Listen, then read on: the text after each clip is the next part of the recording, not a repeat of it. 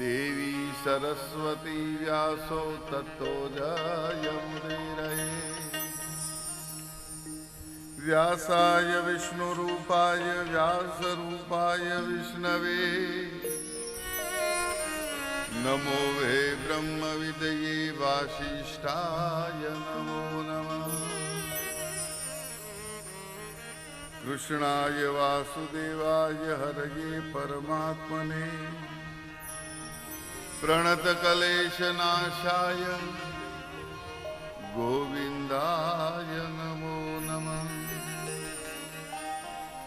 अतुलितबलधामं हेमशैलावदेहं धनुजवनकृशानं ज्ञानिनामग्रगण्यं सकलगुणनिधानं वानराणामधीशं रघुपतिप्रियभक्तं वातजातं नमामि। उल्लङ्घ्य सिन्धो सलिलं सलीलं यः शोकवहनी जनकात्मजायाम् आदाय तेनेव ददाह लङ्काः नमामि प्राञ्जलिराञ्जनेयम्।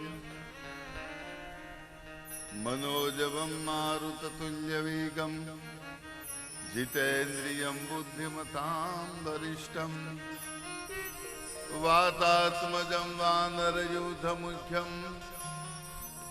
श्रीरामदूतं शरणं प्रपद्ये।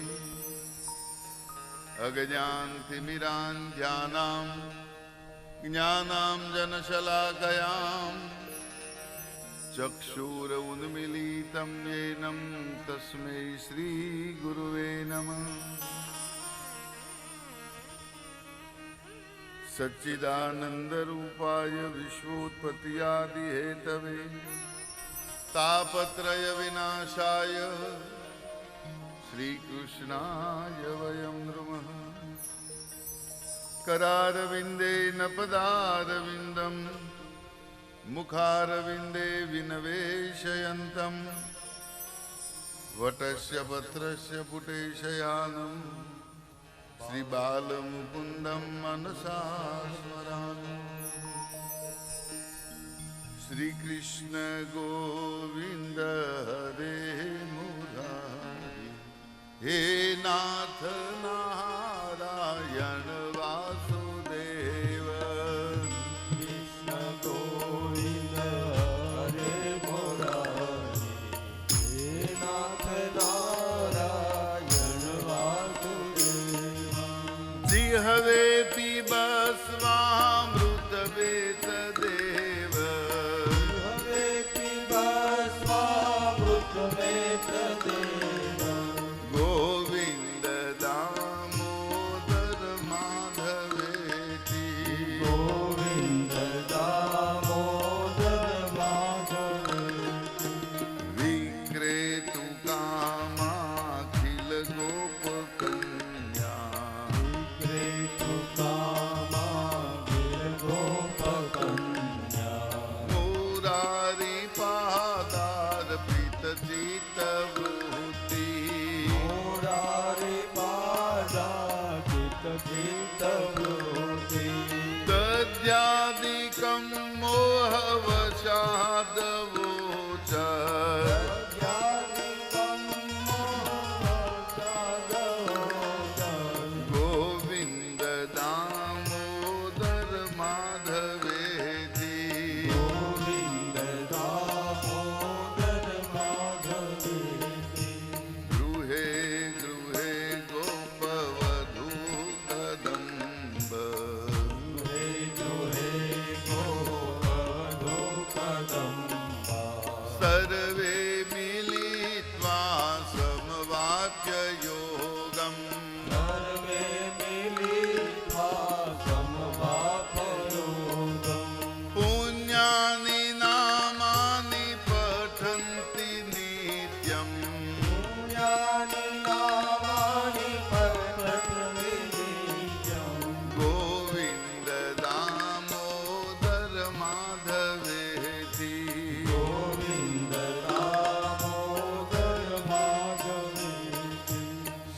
सुखं शयानां निलये निजेति सुखं शयानानिलये निजेति नामानि विष्णो प्रवदन्ति महर्जा नामानि विष्णु प्रवदन्ति महर्जम् ते निशितं तन्मयतां व्रजन्ति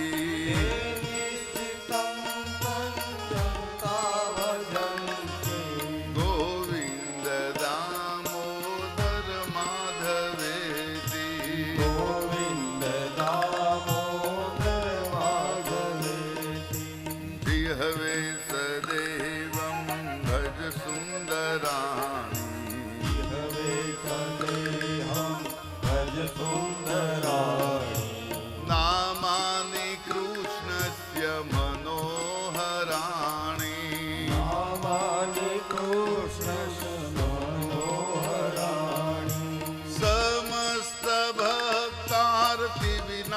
समस्तभक्तार्तिविनाशनानि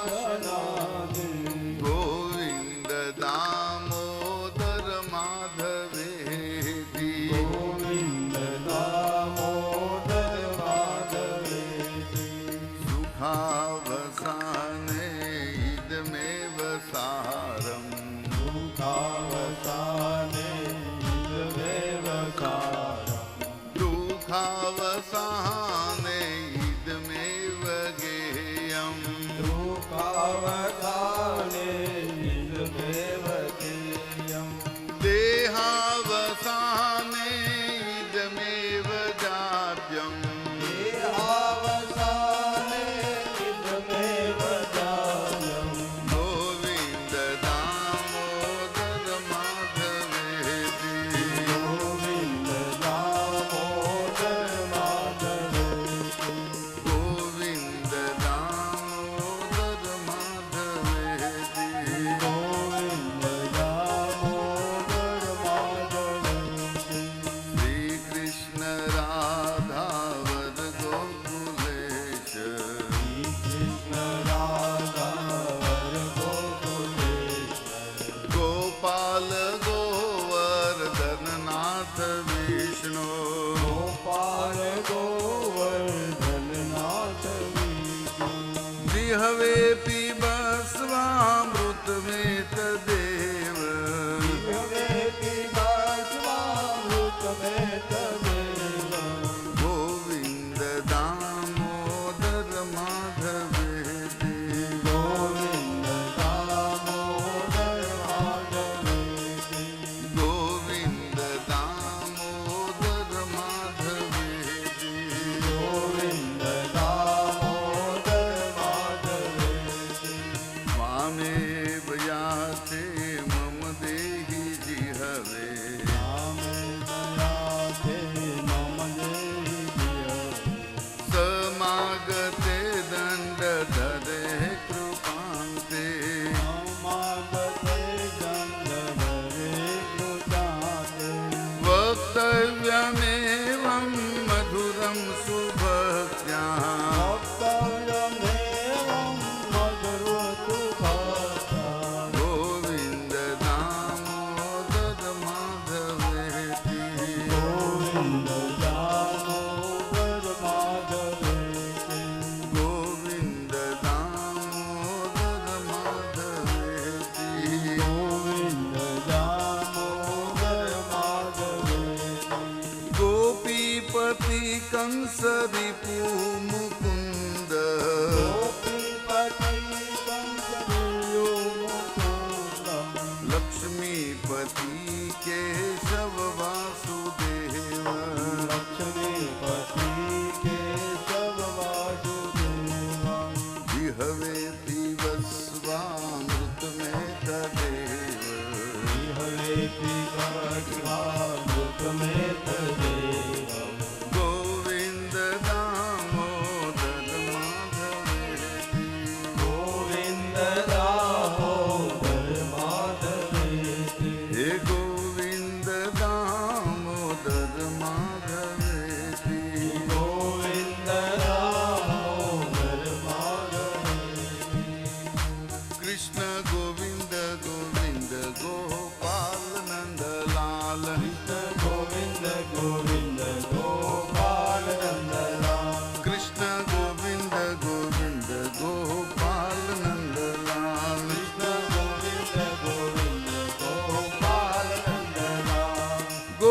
गोपाल नंद लाल मेरो प्यारो नंद लाल गोपाल नंद लाल मेरो प्यारो नंद लाल गोपाल नंद लाल मेरो प्यारो नंद लाल गोपाल नंद लाल मेरो प्यारो नंद लाल कृष्ण गोविंद गोविंद गोपाल नंद लाल कृष्ण गोविंद गोविंद गोपाल नंद लाल कृष्ण गोविंद गोविंद गोपाल नंद लाल कृष्ण गोविंद गोविंद गोपाल नंद लाल गोपाल नंद लाल मेरो प्यारो नंद लाल गोपाल नंद लाल मेरो प्यारो नंद लाल गोपाल नंद लाल मेरो प्यारो नंद लाल गोपाल नंद लाल मेरो प्यारो नंद लाल कृष्ण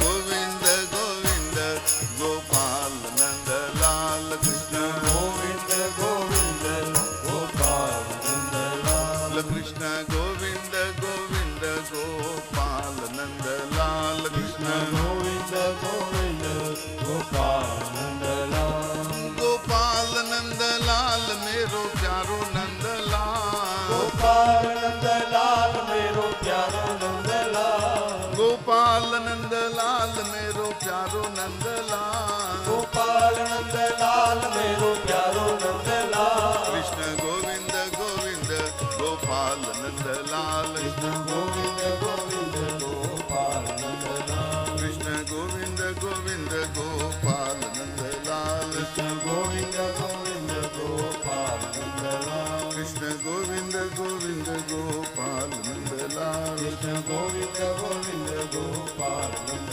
लाल कृष्ण गोविंद गोविंद गोपाल नंद लाल कृष्ण गोविंद गोविंद गोपाल नंद लाल कृष्ण कन्हैया लाल की श्री रामचंद्र भगवान की सत्यनारायण भगवान की पंचमुखी हनुमान जी महाराज की कष्टभंजन देव की गिरिराज धरण की गोवर्धन नाथ की सकल पितृदेव की गौ माता की सदगुरुदेव पुरुषोत्तम दास बापुनी बजरंग दास बापानी ब्रह्मचारी बापुनी अपने अपने मात पिता की अपने अपने गुरु गोविंद की सत्य सनातन धर्म की श्री भागवत भगवान की कुंज विहारी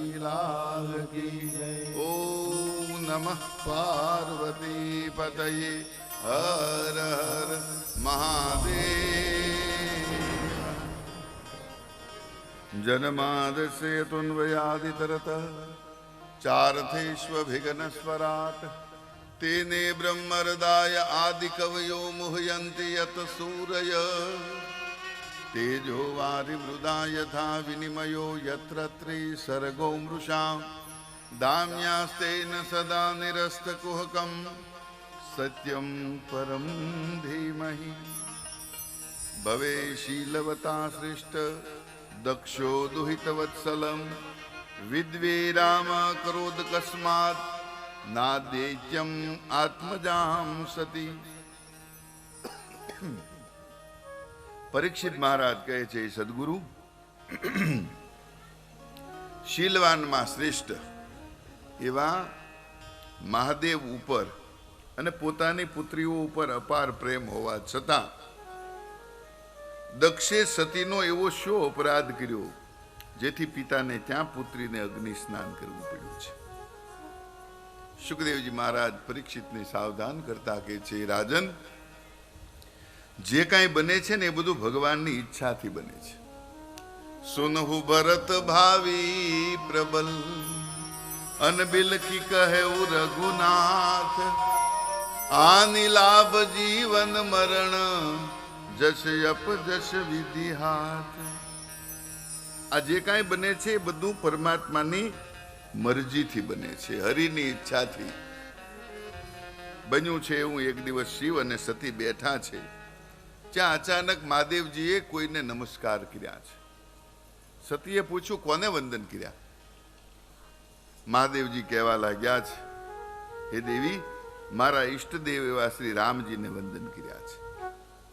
સતીએ જોયું તો પત્નીના વિરહની અંદર રુદન કરતા પ્રાકૃત મનુષ્યની જેમ રડતા બ્રહ્મને જોયા અને મનની અંદર વિચાર આવ્યો, આ પરમાત્મા હોઈ શકે નહીં. કસોટી કરવાની ઈચ્છા થઈ છે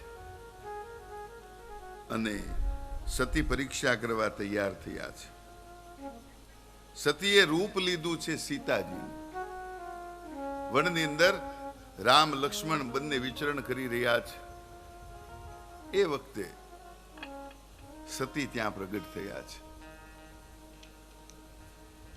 ભગવાને કહ્યું છે કે દેવી, તમે એકલા આવ્યા, મહાદેવજીને સાથે કેમ ન લાવ્યા? સતી શરમાણા છે. અસલ રૂપ પ્રગટ કરી નારાયણને વંદન કરીને જતા રહ્યા છે.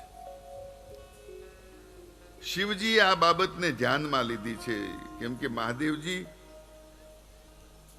રામને પોતાના ઈષ્ટદેવ માનતા, અને એટલા માટે થઈ અને સતીએ જ્યારે સીતાજીનું રૂપ લીધું, સીતાજી તો માતા સમાન કહેવાય, મારી આ પત્નીએ, મારી જે શક્તિ છે એણે સીતાજીનું રૂપ લીધું છે. માના રૂપ લીધેલી પત્નીની અંદર હવે ભાવ રખાય નહીં. શિવે મનોમન સતીનો ત્યાગ કર્યો છે અને મહાદેવજી સમાધિમાં લીન બન્યા છે. પત્ની ભાવ છોડી દીધો છે. સતીને પોતાની ભૂલ સમજાણી છે. દુઃખનો કોઈ પાર નથી. દુઃખ નિવૃત્તિ માટે ભગવાન રામચંદ્રજીનું શરણ લીધું છે. કહી ન જાય કુછ હૃદય ગલાની, મન મહરામ સુમિરી સયાની. જો પ્રભુ દીન દયાલુ કહાવા, આરત હરન વેદ જસ ગાવા. તો મેં વિનય કરવું કર જોરી, છૂટહુ દેગી દેહ યહ મોરી. જો મોરે શિવ ચરણ સનેવું, મન ક્રમ વચન સત્ય વ્રત એ. સતીએ મનોમન દેહ ત્યાગનો નિર્ણય લીધો છે, પણ આના માટે કોઈ નિમિત્ત બનાવવું જોઈએ, કોઈ પ્રસંગ બનાવવો જોઈએ. આ કથા દેવી ભાગવતની અંદર ખૂબ વિસ્તારથી છે. પૃથ્વી ઉપર જ્યારે અસુરોનો ત્રાસ વધ્યો છે, આસુરી વૃત્તિનો ત્રાસ વધ્યો છે, ત્યારે દેવતાઓએ માં જગદંબાનું શરણ લીધું છે. બધા દેવતાઓ માં જગદંબાની સ્તુતિ કરે છે. સર્વ દેવતાઓની સ્તુતિને માન્ય રાખી જગદંબાએ કહ્યું છે, યોગ્ય સમય આવશે ને ત્યારે હું યોગ્ય સ્થાને પ્રગટ થઈશ. એક વખત દેવયોગે દુર્વાસા મુનિ ફરતા ફરતા જંબુદ્વીપના ઉત્તર કિનારે ગયા છે. આ જંબુદ્વીપના ઉત્તર કિનારામાં માં જાંબુ નંદીશ્વરી દેવીનું સ્થાન આવેલું છે. અને એ સ્થાનની અંદર મોટા મોટા જાંબુડાના વૃક્ષો છે. વૃક્ષો તો છે પણ મોટા પર્વત જેવા જાંબુડા થાય. અને એ જાંબુડાના રસમાંથી જે નદી નીકળે એ જાંબુ નદી કહેવાય છે. અને આ ફળ પાકી નીચે પડે છે ને એનો જે કીચડ બને છે એમાંથી જાંબુ નદ નામનું સુવર્ણ નીકળે છે. અને આ સુવર્ણના આભૂષણો દેવતાઓની સ્ત્રીઓ પહેરે છે. આ જાંબુ નંદીશ્વરી દેવીના સ્થાનની અંદર આવી અને માં જગદંબાની સ્તુતિ કરી છે. પ્રસન્ન થયેલા માએ પોતાના ગળામાં પહેરેલી જે માળા હતી એ માળા મહાત્માજીને ભેટમાં આપી. લ્યો મહારાજ. દુર્વાસા મુનિ આ માળા ગળામાં ધારણ કરી અને આવે છે માર્ગની અંદર દક્ષ પ્રજાપતિ મળે છે. એ વખતે એને પ્રજાપતિનું બિરુદ મળ્યું નહોતું. દક્ષ પ્રજા ત્યાં મળ્યો એટલે દક્ષે મહાત્માજીને વંદન કર્યા છે. સંતને ખૂબ ભાવ થયો. પોતાના ગળામાં જે માળા પહેરેલી હતી ને એના તરફ દક્ષનું ધ્યાન ગયું છે. દક્ષે કહ્યું, મહાત્માજી ખૂબ સુંદર માળા છે. સાધુ તો કોઈ પણ વસ્તુનો ત્યાગ કરે એનું નામ સાધુ કહેવાય. મમત્વ છોડે, મમતા છોડે. અને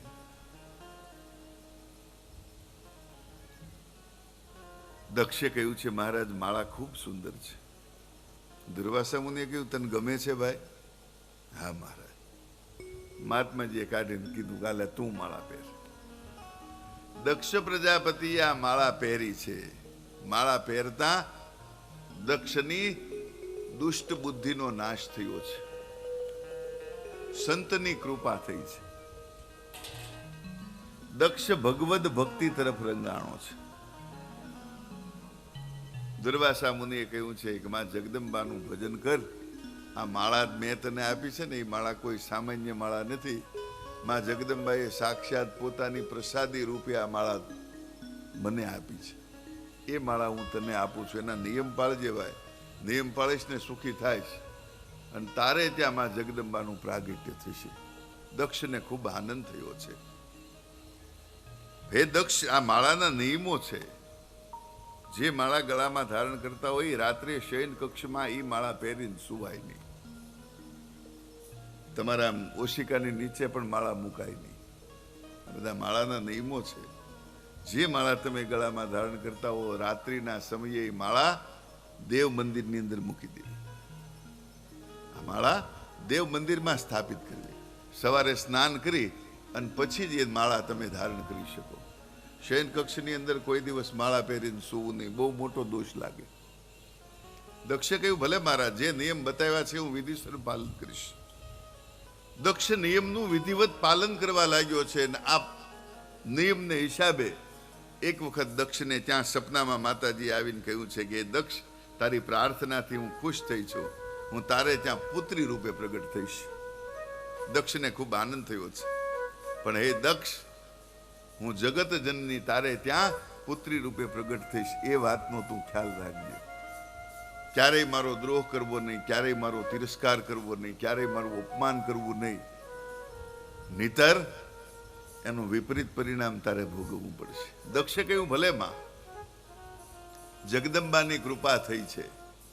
જો સંતની પ્રસાદી રૂપ માળા પહેરવાથી એટલો ફાયદો થાય. અને માં જગદંબાએ દક્ષને ત્યાં જન્મ લીધો છે. અને આખું કનખલ હર્ષિત બન્યું છે. દક્ષને દેવતાઓએ પ્રજાપતિનું પદ આપ્યું છે.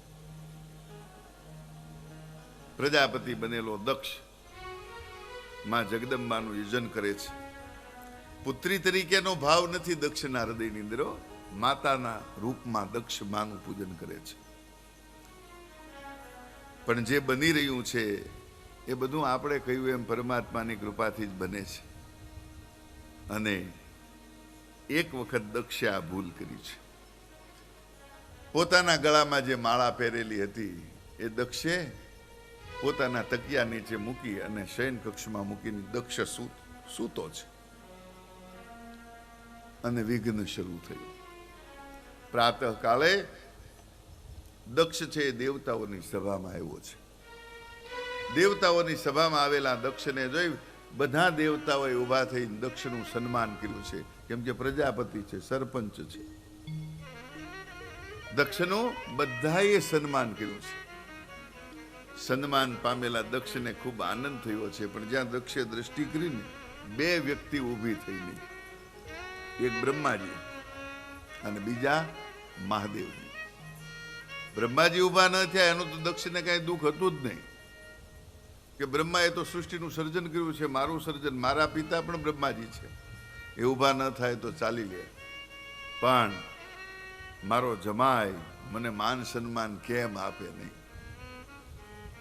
જોકે દક્ષને મહાદેવજીએ મનોમન વંદન કર્યા છે, પણ દક્ષ આ વંદન ઓળખી શક્યો નહીં અને મન ફાવે એમ શિવજીને કહેવા લાગ્યો છે કે આ સ્મશાનમાં રહેનારો છે, આનામાં વિવેક બુદ્ધિ ક્યાંથી હોય? આ તો નારદે મારી મતિ ભ્રમિત કરી, જેથી આ સ્મશાનમાં રહેનારને મારી ફૂલ જેવી દીકરી મેં અર્પણ કરી. શિવજી તો શાંત ચિત્તથી બેઠા છે, પણ નંદીશ્વરથી રહેવાયું નહીં. નંદીશ્વરે કહ્યું, હે મૂઢ બુદ્ધિના દક્ષ, શિવ નામ તો કલ્યાણકારી છે. એક જ વખત જો કોઈ શિવ નામનો ઉચ્ચાર કરે તો મહાદેવ એને આધિ વ્યાધિ અને ઉપાધિમાંથી મુક્ત કરે. એવું આ મહાદેવનું કલ્યાણકારી નામ. અને તું શિવજીને ન કહેવાના શબ્દો કહે છો એ યોગ્ય નથી. પણ મતિ ભ્રમિત થયેલો દક્ષ માન્યો નહીં. શિવજીને જેમ ફાવે એમ કહેવા લાગ્યો છે. મહાદેવજીને થયું કે હવે અહીંયા રહેવાય નહીં, અહીંથી જતા રહીએ. નંદીશ્વરથી રહેવાનું નહીં હો. નંદીશ્વરે કીધું, એ મૂઢ બુદ્ધિના દક્ષ, તું સાર અસારનો વિવેક ભૂલ્યો છો. શિવજી તો એટલા બધા કલ્યાણકારી છે, એક તુચ્છ એવી નાની એવી દેડકી જેને કોઈ પણ પ્રકારના સાર અસારનું જ્ઞાન નથી, ખોરાક મેળવવાની લાલસાથી ઓમકારેશ્વરના મંદિરની અંદર પ્રવેશ પામી અને ઓમકારેશ્વરના મંદિરની અંદર અજાણતા શિવની પ્રદક્ષિણા થઈ ગઈ અને પાપ ધોવાઈ ગયા. જેવી એ દેડકી બહાર નીકળી કે કાગડો એને ઉપાડી લઈ ગયો, એના આ જે દેહ હતો એ સમાપ્ત થયો છે. બીજા જન્મે એ બ્રાહ્મણને ત્યાં માધવી તરીકે જન્મી છે અને શિવની આરાધના કરવા લાગી છે. શિવ આરાધનામાં રત બનેલી આ માધવી શિવના સ્તવન અને ભક્તિ ગાતી સદેહે ઓમકારેશ્વરના શિવલિંગની અંદર સમાઈ ગઈ છે. એવા મહાદેવ, એનો તું દ્રોહ કરે છે. અને એ બ્રાહ્મણો, તમે પણ આ દક્ષને વારતા નથી. હું તમને શ્રાપ આપું છું કે બ્રાહ્મણો ઘેર ઘેર ભિક્ષા માગનારા થશે. ભૃગુ મુનિથી રહેવાનું નહીં. એને કીધું કે આ સસરા જમાઈના ઝઘડામાં અમને શું કામ વચમાં ઘસડ્યા? ભૃગુ મુનિએ સામો શ્રાપ આપ્યો છે, શિવને માનનારા મોક્ષ માર્ગથી વંચિત રહેશે, ભૂત ગતિને પામશે. મહાદેવને થયું કે વધારે વાર રહેશું ને તો એકાબીજાને શ્રાપ આપશે. શિવજી ત્યાંથી ઊભા થઈને જતા રહ્યા છે. પાછળ પાછળ નંદીશ્વર, ભૃંગી આદિ ગણો પણ જતા રહ્યા છે. દક્ષ વિચાર કરવા લાગ્યો છે. દક્ષનો ક્રોધ શાંત થયો નથી. દક્ષ વિચારવા લાગ્યો છે કે મારે મહાદેવનું અપમાન કરવું છે, એનો તિરસ્કાર કરવો છે. કઈ રીતે કરવું?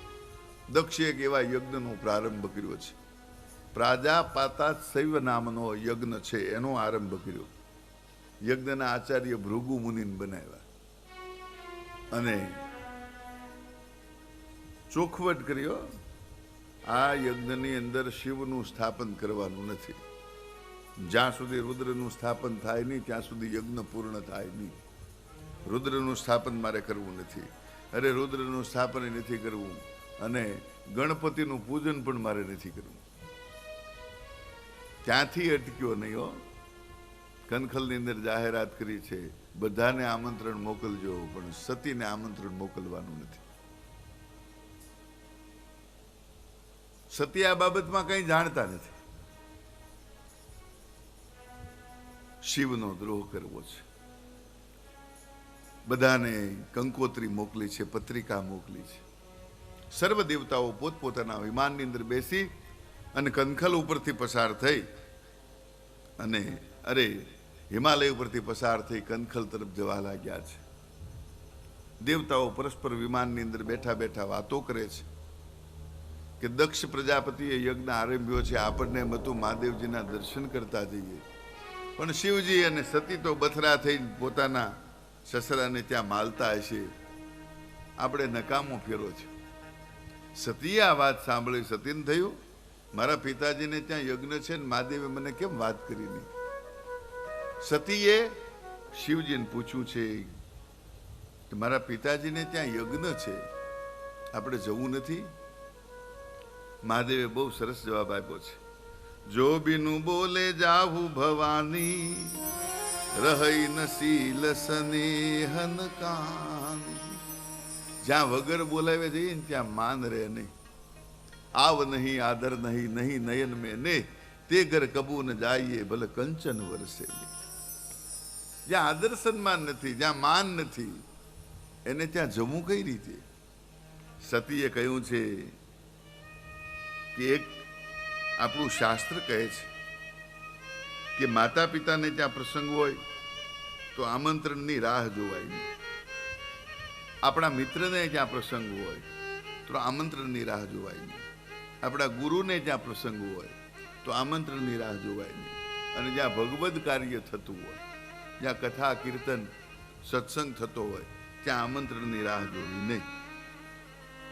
મહાદેવે કહ્યું તારી વાત સાચી છે સતી, પણ જદપી મિત્ર પ્રભુ પિતુ ગુરુ ગેહા, જાઈએ બિનું બોલે હું સંદેહા.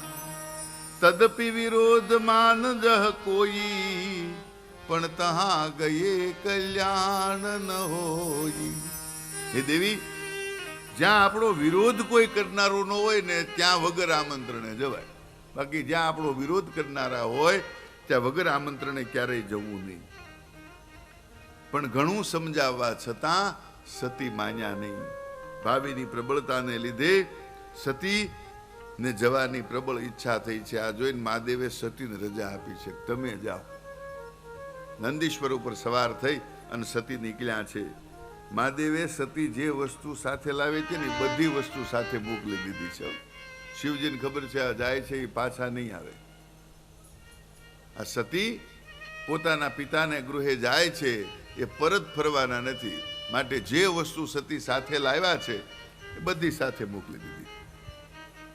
અને સતી પણ કહેવા લાગ્યા છે કનખલમાં હું જઈશ ને મારા માતાનું અને મારી બેયની ચાર આંખો ભેગી થશે ને બધું ભૂલાઈ જશે. મારા પિતા છે ને એને મારા ઉપર અનહદ પ્રેમ છે અને મારા પિતાજી તરત અનુચરોને મોકલશે. મહાદેવજી તમે તૈયાર રહેજો. શિવ કહે છે કે સતી, તમારા પિતાને મારી સાથે વેર બંધાણું છે. વેરનું કારણ પણ કંઈ નથી, પણ તમારા પિતાનો સ્વભાવ મતિ ફરી ગઈ છે. એને સાર અસારનો વિવેક તમારા પિતાજી ભૂલ્યા છે. એની બુદ્ધિ ભ્રમિત થઈ ગઈ છે. સતીએ કહ્યું એવું કાંઈ નથી, બધું બરોબર થઈ રહેશે, તમે કોઈ ચિંતા કરતા નહીં. સતી કંખલની અંદર આવ્યા છે, પણ આજ સતીને કંખલમાં કોઈ બોલાવતું નથી.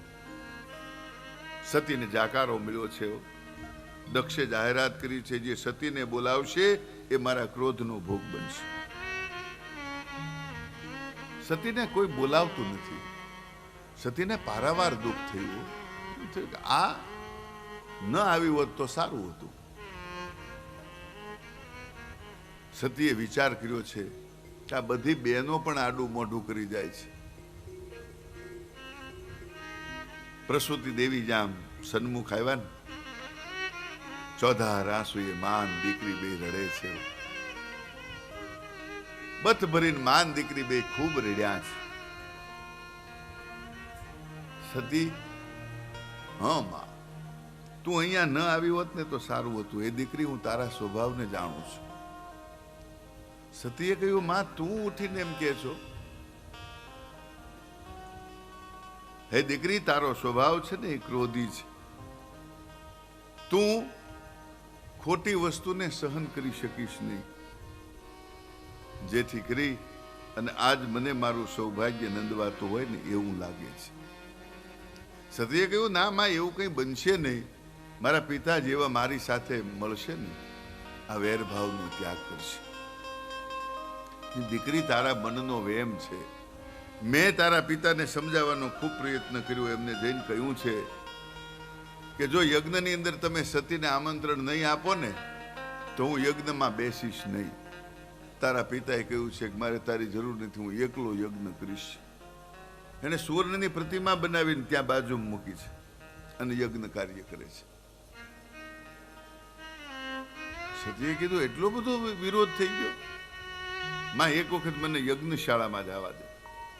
પ્રસૂતિ દેવીએ ઘણી ના પાડી છે, દીકરી રહેવા દે, પણ સતી માન્યા નહીં. યજ્ઞશાળાની અંદર ગયા છે. દક્ષ પ્રજાપતિ ઊભો થઈ ગયો છે યજ્ઞ કરતો કરતો, અને સતીને ન કહેવાના શબ્દો કહેવા લાગ્યો છે. હે સ્મશાનમાં રહેનારી, અમે તમને આમંત્રણ આપ્યું નથી, છતાં અમારા શુભ પ્રસંગને બગાડવા માટે શા માટે આવી છો? હું તને મારી પુત્રી કહેતા પણ ક્ષોભ અનુભવું છું. સતી વિચારમાં પડી ગયા. ઓહો, આટલું હળહળતું અપમાન! જેને પોતાના માન્યા છે એ આવું અપમાન કરે? પારાવાર સતીને દુઃખ થયું છે. સતીએ જે આમ ચારે બાજુ દ્રષ્ટિ કરીને તો શિવજીનું સ્થાપન દેખાયું નહીં. સતીએ કહ્યું છે કે બ્રાહ્મણો, જે યજ્ઞની અંદર મહાદેવનું સ્થાપન હોય નહીં ને યજ્ઞ ક્યારેય પૂર્ણ થતો નથી. ધિકાર છે તમને, આવા યજ્ઞો કરાવો છો. ભૃગુ મુનિએ પોતાની દાઢી ઉપર આમ હાથ ફેરવ્યો છે. પુખાએ હાસ્ય કર્યું છે. હોતાઓએ પોતાના હાથ લાંબા કરી સતીનો તિરસ્કાર કર્યો છે. સતીને અતિશય ક્રોધ વ્યાપ્યો છે. સતી કહેવા લાગ્યા છે, હે મૂઢ બુદ્ધિના દક્ષ, હું તારી પુત્રી નથી, હું તો જગત જનની છું. પણ આ તો મહાત્માજીના આશીર્વાદને કારણે તારે ત્યાં હું પુત્રી રૂપે પ્રગટ થઈ છું, પણ તું મારા મહિમાને જાણી શક્યો નથી. સતી આમ કહી યોગ અગ્નિને પ્રગટ કરી અને યજ્ઞ કુંડની અંદર પોતાના શરીરને હોમી દીધું છે. નંદી, ભૃંગી વગેરે ગણોએ આ યજ્ઞનો વિધ્વંસ કરવા લાગ્યા છે. ત્યારે દક્ષ કહેવા લાગ્યો છે, હે ભૃગુ મુનિ, તમે યજ્ઞના આચાર્ય છો, ના યજ્ઞનો ભંગ થાય બરોબર ગણાય નહીં. ભૃગુ મુનિએ ઋભુ નામના ગણો ઉત્પન્ન કર્યા છે. આ ગણો શિવના ગણોને મારવા લાગ્યા છે. માર ખાતા, હારેલા, થાકેલા શિવગણો મહાદેવજીની સન્મુખ આવ્યા છે. શિવને સઘળું વૃતાંત કહ્યું છે. એ મહારાજ, ન બનવાનું બની ગયું છે. દક્ષ પ્રજાપતિના યજ્ઞમાં સતીનું ખૂબ અપમાન થયું છે, અને આ અપમાનથી સતીએ પોતાના દેહનો ત્યાગ કર્યો. જ્યાં આ વાત કરી કે દેહનો ત્યાગ કર્યો, મહાદેવજીએ પોતાની જટા પછાડી છે. ઘોર શબ્દ થયો છે. ભયંકર વિકરાળ સ્વરૂપ ધરાવતો એક વીર પુરુષ અંદરથી પ્રગટ થયો છે. મહાદેવજીને નમસ્કાર કરીને કહેવા લાગ્યો છે, મહાદેવજી, મને નામ અને કામ આપો. શિવે કહ્યું છે, ભૃગુવંશી બ્રાહ્મણો અધર્મનો યજ્ઞ કરાવે છે, યજ્ઞનો વિધ્વંસ કરો, અને યજ્ઞ કાર્યની અંદર જે જે સહાયક થયા છે એ સર્વનો વિનાશ કરો. દક્ષના યજ્ઞની અંદર વીરભદ્ર નામનો ગણ આવ્યો છે. શિવજીનો એકલો જ આવ્યો છે. સાથે ખાલી માત્ર નંદીજીને સાથે લીધા છે. દક્ષને અપશુકન થવા લાગ્યા છે. દક્ષે પોતે ભૃગુ મુનિને પૂછ્યું, મહારાજ, આ અપશુકન કેમ થાય છે? આ મને અત્યારે દિવસે શિયાળ બોલવાના અવાજ આવે છે. ભૃગુ મુનિએ કહ્યું કે તારું ને મારું બેયનું હવે આવ્યું. શિવનો દ્રોહ કર્યો છે, અને વીરભદ્રએ આવી અને દક્ષ પ્રજાપતિના યજ્ઞનો વિધ્વંસ કર્યો છે. ભૃગુની દાઢી ખેંચી યજ્ઞની અંદર હોમી દીધી છે. અધ્વર્યુના હાથ ખેંચી અને યજ્ઞમાં હોમી દીધા છે. પુખાને એક થપાટ મારી દાંત કાઢીને બધા યજ્ઞમાં હોમી દીધા છે. અને જેવો દક્ષ ભાગવા ગયો ને, દક્ષનું મસ્તક કાપી યજ્ઞની અંદર હોમી દીધું છે. હાહાકાર થયો છે. યજ્ઞનો વિધ્વંસ કરી અને વીરભદ્ર મહાદેવજીની પાસે આવ્યા છે. મહારાજ, યજ્ઞનો સંપૂર્ણપણે નાશ કર્યો છે. વીરભદ્રને મહાદેવજીએ પોતાના રુદ્ર તરીકે સ્થાન આપ્યું છે, પોતાના પાર્ષદ બનાવ્યા છે. દક્ષ પ્રજાપતિ નું મૃત્યુ થયું છે. સર્વ દેવતાઓ ભાગવા લાગ્યા છે. ભાગતા સર્વ દેવતાઓ બ્રહ્માજીની પાસે ગયા છે, મહારાજ બચાવો.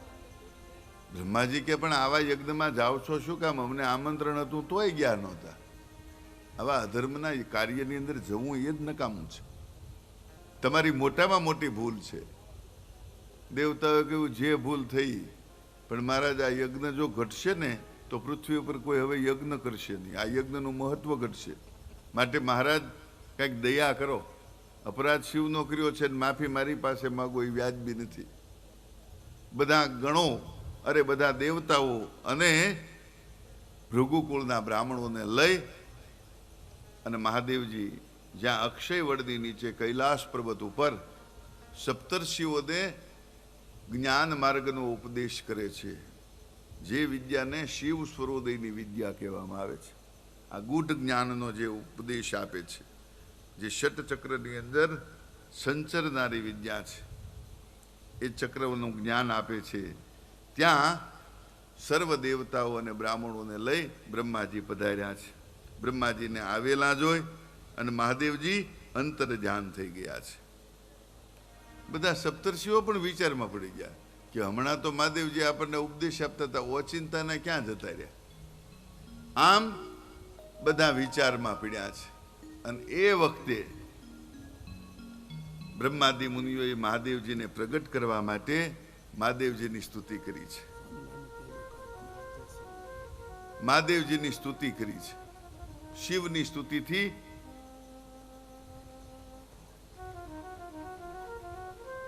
શિવ પ્રસન્ન થાય છે. આપણે પણ મહાદેવજીને પ્રસન્ન કરવા માટે મહાદેવજીની સ્તુતિ કરી. કેમ કે શિવની પ્રસન્નતા સર્વ દુઃખોને હરનારી છે.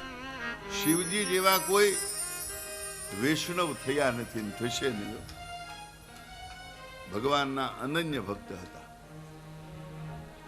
અને મહાદેવજી જેવો જલ્દી રીઝે એવો એક પણ દેવ નથી. એક બીલીપત્ર ચડાવો અને એક લોટો ભરી પાણી ચડાવો એટલે મહાદેવ રાજી. શિવનો કલ્યાણકારી દેવ છે અને કોઈ વસ્તુની અપેક્ષા નહીં. બધા મંદિરમાં ચોરી થાય, મહાદેવના મંદિરમાં ચોરી ન થાય. કે ત્યાં હોય નહીં કાંઈ, શું ચોરી કરે?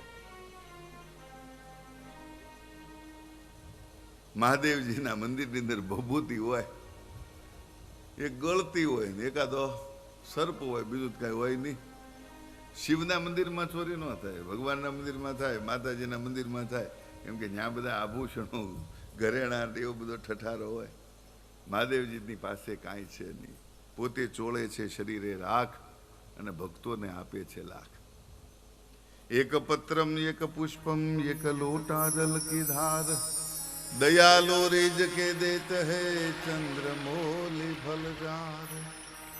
व्याघांबरम भस्मांगरम जटाजूट लिबास, आसन जमा के बैठे है कृपा सिंधु कैलास.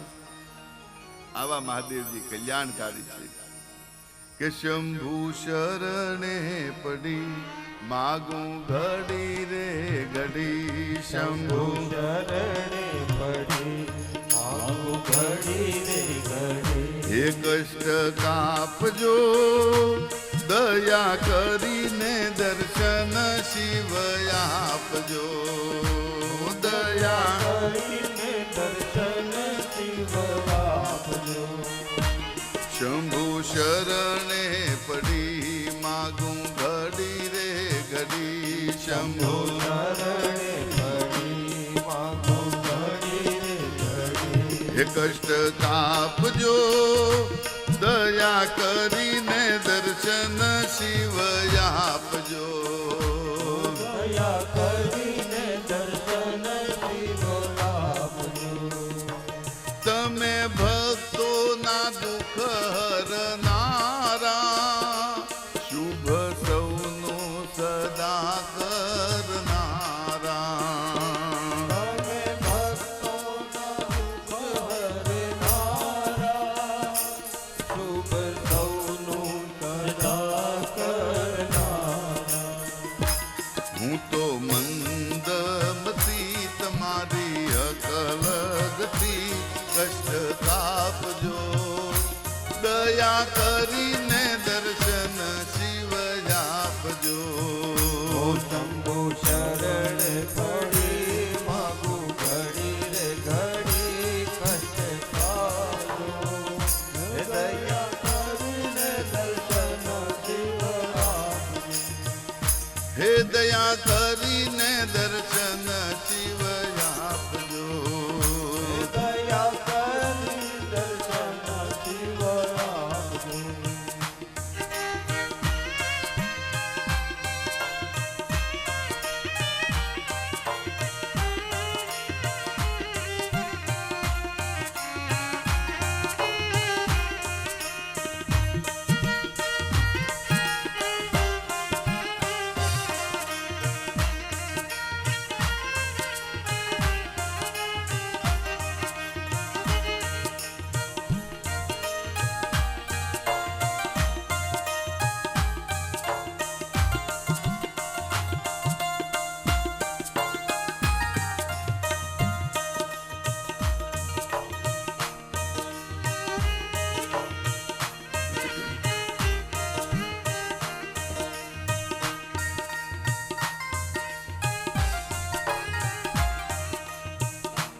અંગે ભસ્મ સ્મશાનની ચોલી. અંગે ભસ્મ સ્મશાનની ચોળી. હે સંગે રાખો સદા ભૂત ટોળી. એ સંગે રાખો સદા ભૂત ટોળી. ભાલે ચંદ્ર ધજો કંઠે વિષ ભર્યો અમૃત આપજો. દયા કરીને દર્શન શિવ આપજો. ઓ શંભુ શરણ પડી રે માગું ઘડી રે કષ્ટ કાઢો. દયા કરીને દર્શન શિવ આપજો.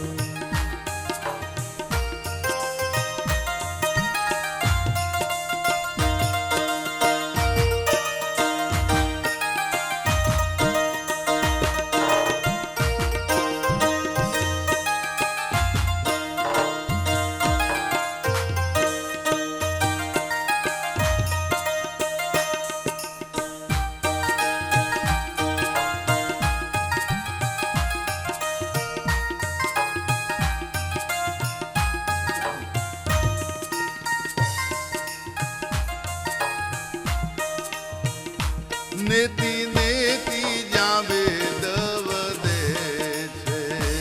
નેતિ નેતિ જવેદ વહે. હે મારું ચિતડું ત્યાં જાવા કહે છે. હે મારું ચિતડું ત્યાં રહે છે. સારા જગમાં છે તું વસુ તારામાં હું શક્તિ આપજો. દયા કરીને દર્શન શિવ આપજો. ઓ શંભુ શરણ પડી રે માગું ઘડી રે કષ્ટ કાઢો. એ દયા કરી દર્શન શિવ આપજો.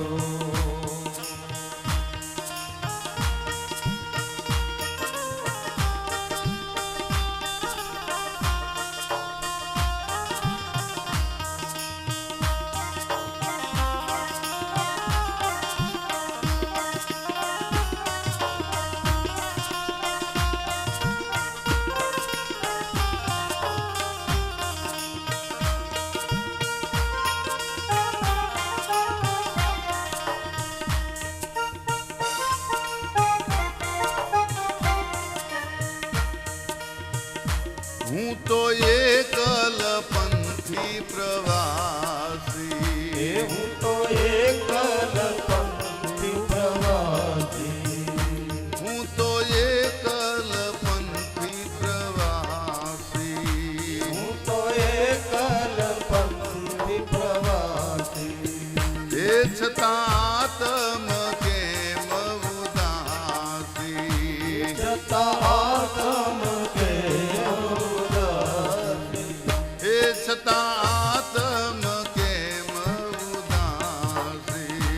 છતાં આત્મ કેમ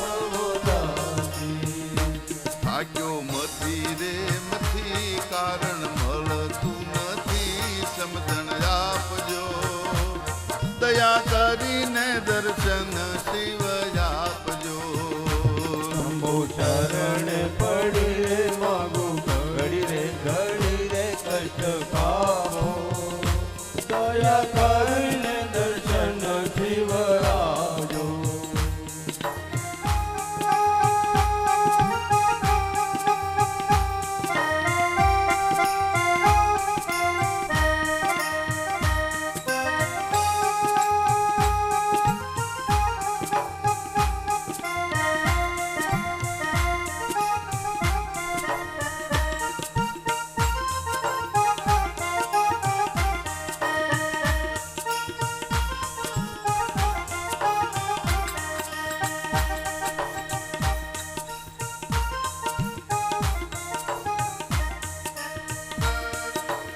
દ્રષ્ટિ માથે જયનો ખૂન. આપો દ્રષ્ટિ માતે જયનો ખૂન.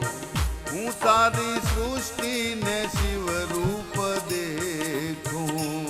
સારી સૃષ્ટિને શિવ રૂપ દેખું. હે મારા દિલમાં વસો હૈયે આવીને હસો શાંતિ આપજો. દયા કરીને દર્શન શિવ આપજો. શંભુ ચરણે પડી રે માગો ઘડી રે કષ્ટ કામો. દયા કરીને દર્શન શિવ આપો.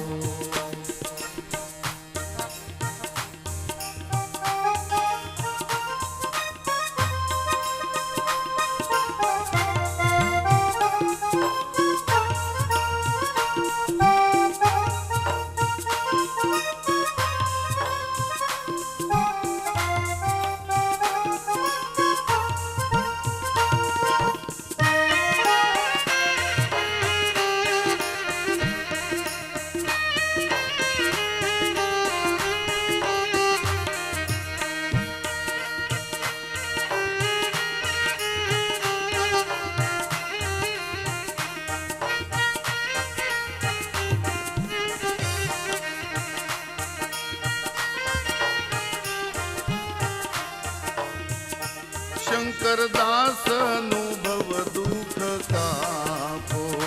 શંકરદાસ નું ભવ દુઃખ કાપો. હે શંકરદાસ નું ભવ દુઃખ કાપો. શંકરદાસ નું ભવ દુઃખ કાપો. નિત્ય સેવાનું શુભ ફળ આપો. નિત્ય સેવાનું શુભ ફળ આપો. ટાળો માન મતા ગાળો ગર્વ સદા ભક્તિ આપજો. દયા કરીને દર્શન શિવ આપજો. શંભુ ચરણે પડી રે માગો ઘડી રે કષ્ટ કાપો. દયા કરી દર્શન શિવ આપો. હે દયા કરીને દર્શન શિવ આપજો. હે દયા કરીને દર્શન શિવ આપજો. આમ સ્તુતિ કરવાથી મહાદેવ પ્રસન્ન થયા છે અને શિવજી કહેવા લાગ્યા છે કે હે દેવતાઓ, હે બ્રાહ્મણો, શા માટે અહીં પધાર્યા છે? દેવતાઓ, બ્રાહ્મણો, બ્રહ્મા વગેરે કહેવા લાગ્યા છે, મહારાજ, આ યજ્ઞનો ભંગ કરવાથી બ્રાહ્મણોનું મહત્વ ઘટશે. દેવતાઓ શક્તિહીન થશે. કેમ કે દેવતાઓની શક્તિ છે ને એ યજ્ઞની અંદર જે હૂત દ્રવ્ય જે હોમવામાં આવે છે એ દ્રવ્યથી દેવતાઓ પુષ્ટ બને છે. તો મહારાજ, ભગવાને કહ્યું છે કે આવો અધર્મનો યજ્ઞ કરો છો શું કા? મહારાજ, અપરાધી છીએ પણ આપ તો કલ્યાણકારી છે. મહાદેવે કહ્યું છે એક કામ કરો, યજ્ઞના પશુનું મસ્તક છે ને એ દક્ષના મસ્તક ઉપર લગાવી દો. ભૃગુ મુનિ બકરાની દાઢી વાળા થશે. અધ્વર્યું છે એ હોતાના હાથથી જમનારા થશે. ભૂખા છે એ યજમાનોના દાંતથી જમશે. અને અશ્વિની કુમારના બાહુઓથી ઋત્વિજો બાહુવાળા થશે. દક્ષ સજીવન થયો છે, શિવજીની સ્તુતિ કરવા લાગ્યો છે, પણ બકરાના મુખવાળો હોવાથી બકરાની જેમ બોલ્યો છે, જેથી મહાદેવજી હસ્યા છે. તાળી પાડે વગાડે ગાલ, એને શિવજી કરે ન્યાલ ન્યાલ. જે કોઈ ચડાવે બીલીનું પત્ર, એને શિવજી ધરે સોના છત્ર. દક્ષ પ્રજાપતિના યજ્ઞને પૂર્ણ કર્યો છે અને દક્ષ પ્રજાપતિએ આ દેહનો ત્યાગ કર્યો છે. પુનઃ જ્યારે બ્રહ્માજીએ સૃષ્ટિનું સર્જન કર્યું છે ત્યારે બ્રહ્માજીના જમણા પગના અંગૂઠામાંથી દક્ષની ઉત્પત્તિ થઈ છે.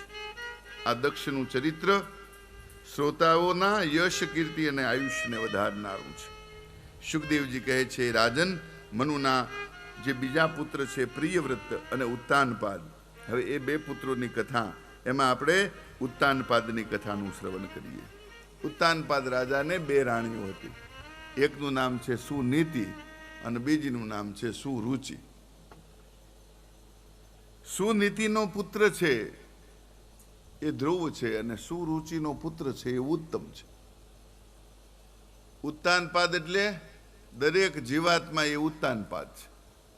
માતાના ઉદરની અંદર મસ્તક નીચે ને પગ ઉપર, આ ઉત્તાનપાદ. દરેક જીવની આ સ્થિતિ હોય છે અને દરેક જીવાત્માને બે રાણીઓ હોય છે. એક સુનીતિ હોય છે ને એક સુરુચિ હોય છે. સુનીતિ એટલે ધર્મ જે પ્રમાણે કહે એ પ્રમાણે ચાલે તો માનવું સુનીતિ,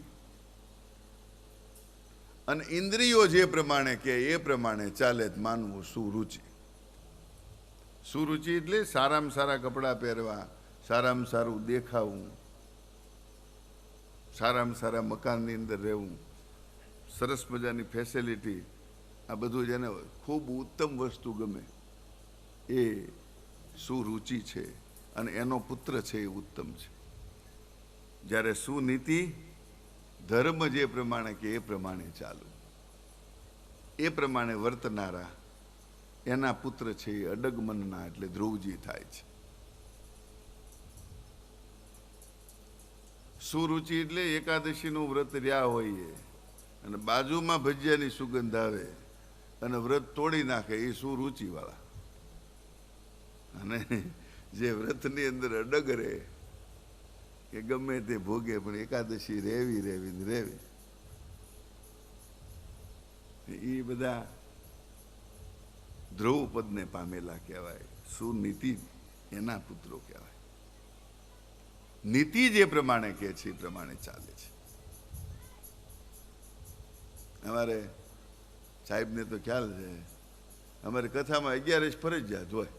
ગમે એ ભોગે કોઈ પણ કરે, નથી કરતા ન કરતા હોય તો અહીંયા જ કરવી જ પડશે, એમાં હાલ જ નહીં. એકાદશી ફરજિયાત, કથામાં એકાદશી આવે એટલે કરવાની ફરજિયાત, એમાં હાલ જ નહીં. ઘણા એમ કે અમે નથી ખાતા. અમારે તો મારે એવું બનેલું, અમારે મારા દીકરીનું સગપણ કરેલું ને વેવાય અમારે ત્યાં આવ્યા, બરોબર એકાદશી દિવસે આવ્યા. અમારા ઘરમાં એકાદશી ફરજિયાત.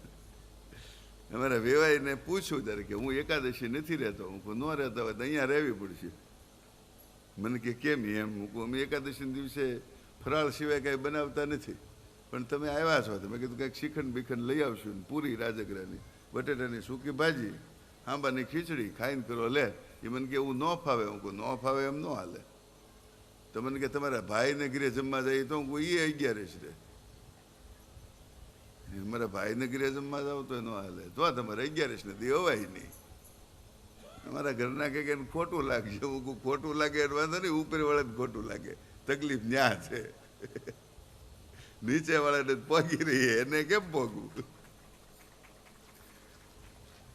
પછી તો એ ફરાળ કર્યા અને અત્યારે તો અમારી દીકરી ત્યાં સાસરે છે, એ લોકો બધા ફરજિયાત 11 કરતા થઈ ગયા. મને કે આ એક સુધારો અમારા જો. કોઈ પણ વ્રત છે, દ્રઢતા વાળી ભક્તિ છે ને એ ફળે છે. નિયમ ન હોવો જોઈએ, દ્રઢતા હોવી જોઈએ. પછી એમાં બાંધછોડ ન કરાય. આજે 11 છે ને મહેમાન આવ્યા છે કે બનાવો શેરો ને 11 તો મહિનામાં 2 વાર આવે. અને અમારે તો આ વર્ષોથી આ પરંપરા છે મારા દાદા 104 વર્ષ